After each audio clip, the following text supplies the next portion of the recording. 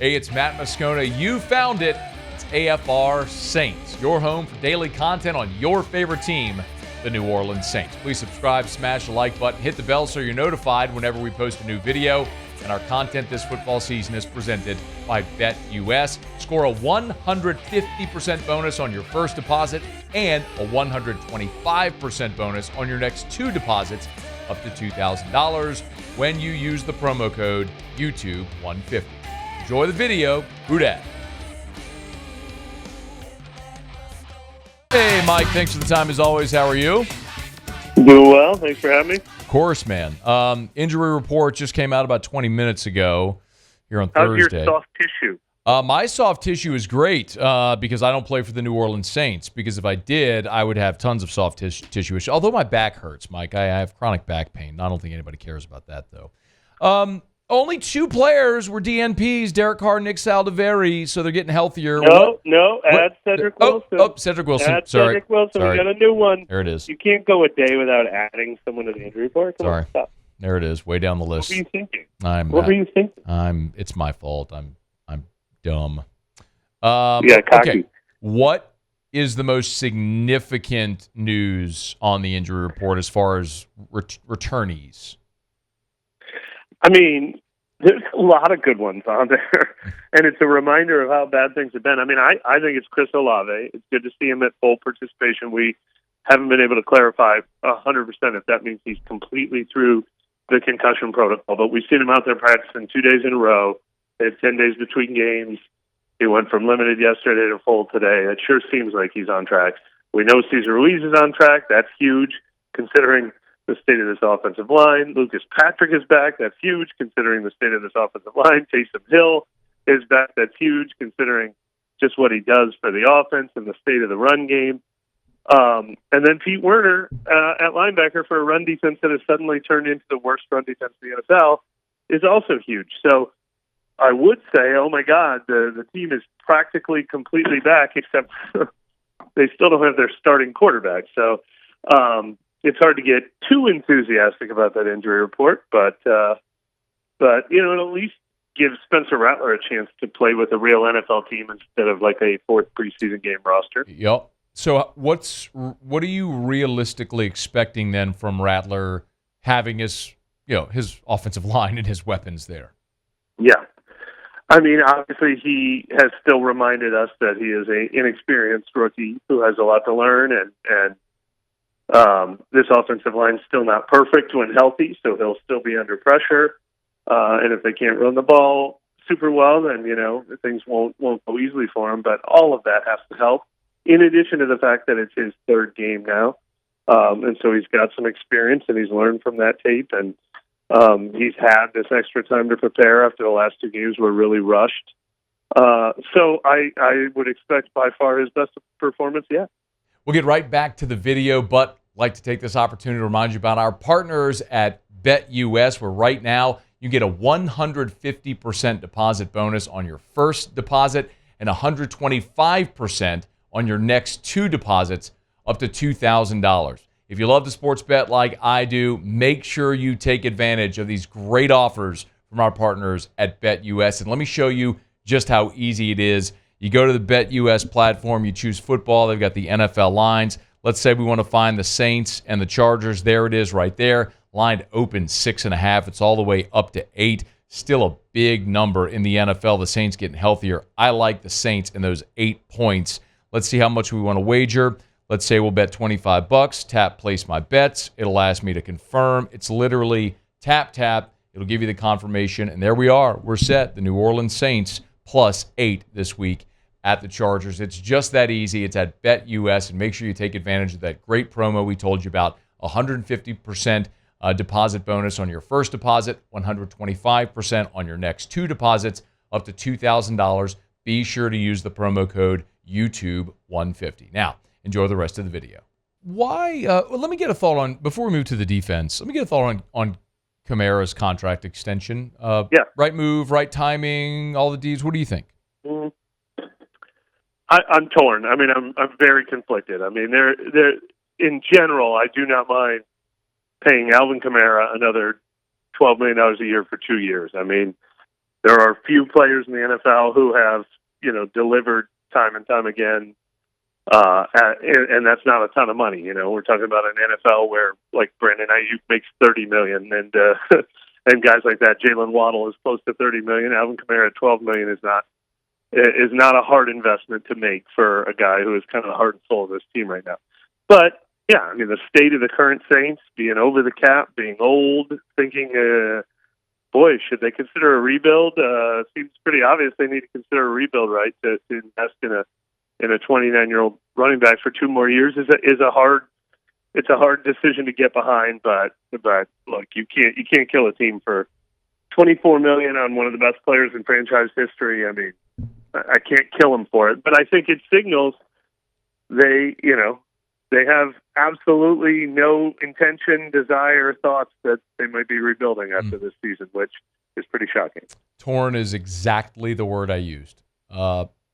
Verbatim. I'm surprised. I didn't think that my take would be a popular one, but you and I see completely eye to eye on that. Mike Triplett's with us. Yeah, I mean, we want to think that the Saints might do something different in the offseason finally. Like, it's funny, I just wrote this very long, detailed salary cap story that's on the site right now about, all right, my mindset after watching them lose 5 straight games and falling to 2-5 was, all right, what if they decided this is the year we're gonna be caught up by the cap by 2026? Could they do it? And I mapped out a path where they could. But the very first step is you've got to want to do it. And this is a team that doesn't want to do it. So it's bizarre. By the way, the site, of course, is neworleans.football. He's Mike Triplett on Twitter at Mike Triplett. Chats every single Thursday here, brought to you by Benny's Car Wash, bennyscarwash.com. Highly recommend you go join the Benny's Car Wash membership club. It's unlimited washes. It's like the best $16 you'll ever spend. Why does the defense stink all of a sudden?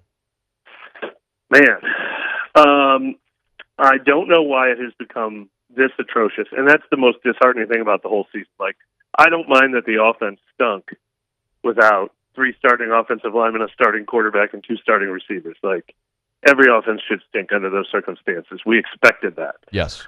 The demise of the defense has been what are we even doing here? Like, you get healthy, so what? So you can trot that same defense back out there? Like, what is this? What are we looking at? It's shocking. I will say, though, and this is a disturbing answer, I mean, I think they've shown cracks of this for a couple years now.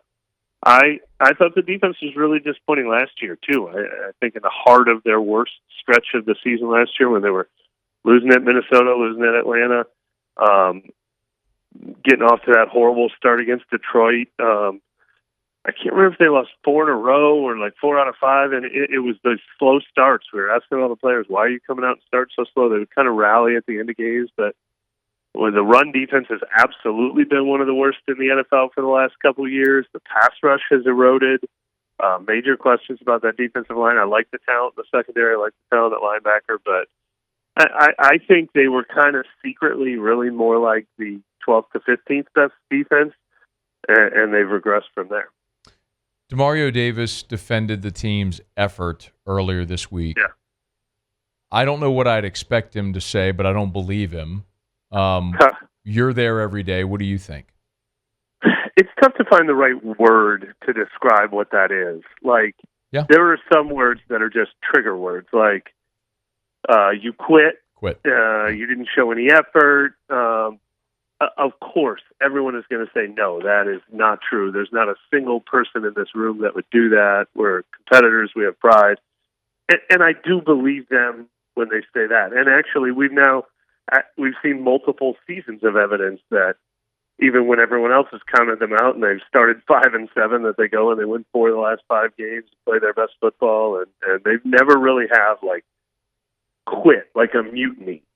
But when you're getting steamrolled by teams and you're playing terrible and each possession is worse than the next and the offense goes 3 and out and they trot you back out there on the field again, I mean, your spirit is broken, your enthusiasm is broken, it's hard to give it everything you've got. There's a defeated quality that's human nature, and we're absolutely seeing that play out on the field.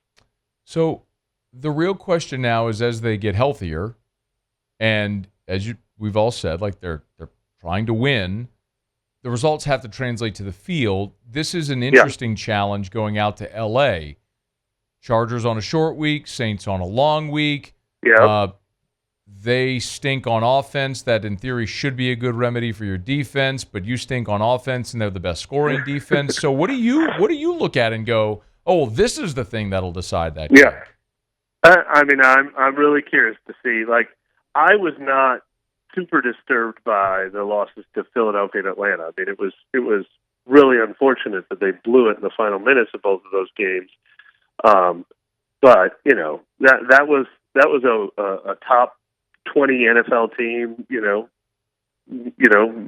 going toe to toe with other top 20 NFL teams, and I'd like to at least see the Saints show that they can get back to that level, even if they're not like week 1 and week 2 Saints. So I hope they revive to be, you know, relevant again. I mean, the last 3 weeks have been an embarrassment, you know, and it's just hideous to watch. So I hope they get back to that level, and they can absolutely beat this team. I mean, Arizona's not a very good team. They just beat the Chargers the other night. But, I mean, we are still talking about a team that is starting Spencer Rattler at quarterback. So is he ready to go into L.A. and win a game against a pretty good team? And then, you know, obviously on the flip side, the Saints have given up 500 rushing yards over the last 2 weeks, and now they're going against a team that likes running the ball more than any team in the NFL.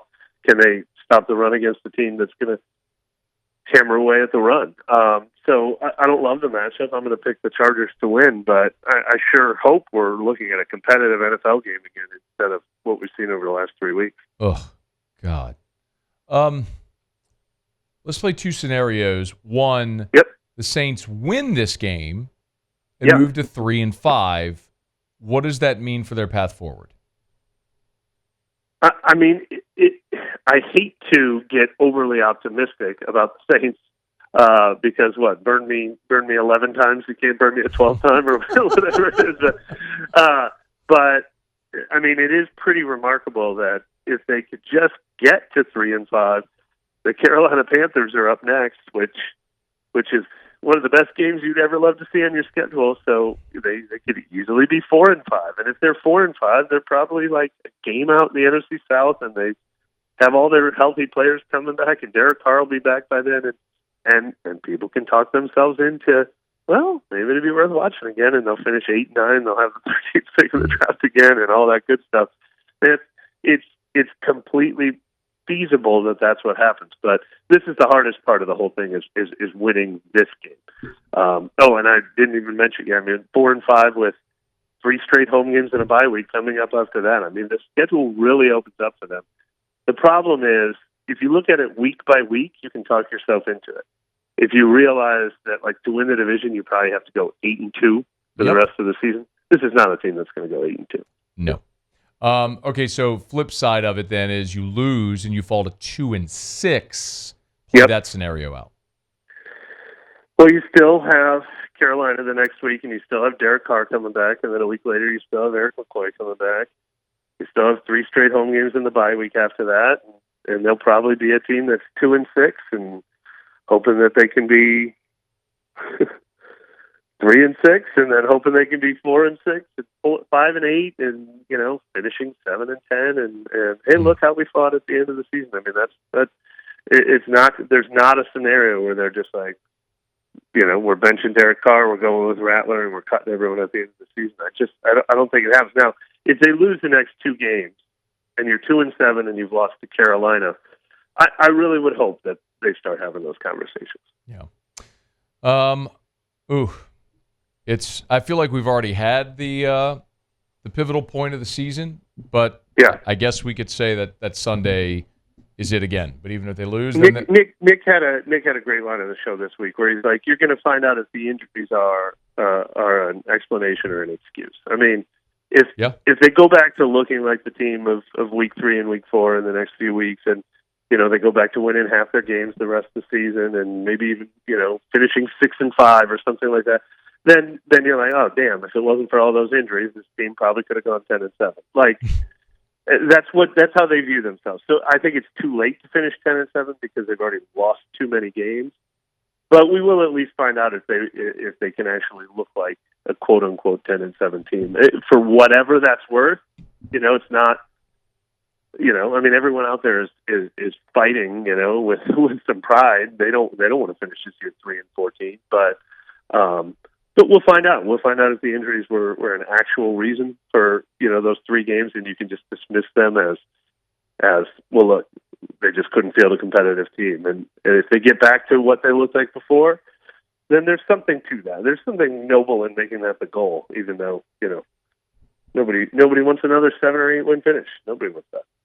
Mike Triplett, neworleans.football. Check him out there at Mike Triplett. Of course, our chat's brought to you by Benny's Car Wash. Always appreciate it, man. Thank you. All right. Thank you. Thanks so much for watching the video. Do us a favor, subscribe to the channel, smash that like button, hit the bell so you're notified when we post a new video, and remember to support BetUS, where right now you can get a 150% bonus on your first deposit and a 125% bonus on your next 2 deposits up to $2,000. Be sure to use that promo code YouTube150.